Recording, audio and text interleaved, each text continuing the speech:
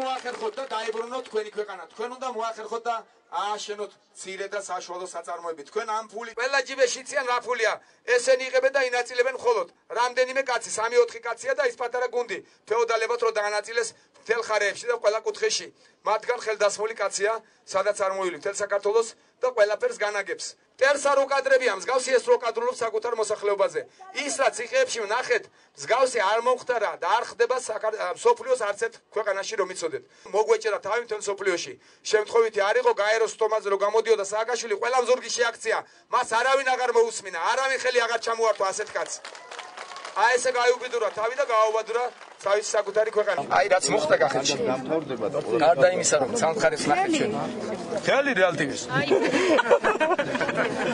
რაც ნახეთ ჩვენ, როგორი აღზევებულია კახეთი, როგორ დინჯად შეხვდა ამ უღირსოს აქციელს სააკაშვილისას. ეს პატარა ბავშვი რო გამოიყენა და სააკაშვილი გუშინ უფსვენდა, დღეს უფიფინებდა. ესე დავარქვით მაგას. გურჯაანში გვიფსვენდნენ. სააკაშვილი გვიფსვენდა, ეს ბავშვები არა. დღეს გვიფიფინებდა სააკაშვილი.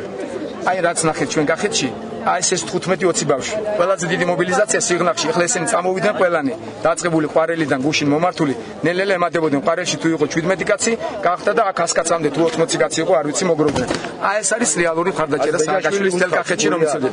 თელ კახეთში რეალური მხარდაჭერა და აი კიდევ რეალტივი და მისი რეალური სახე უჭერს კიდევ მხარს ერთი ქალბატონი, აგერ რომელიც მაგარი მხარდაჭერია სააკაშვილის.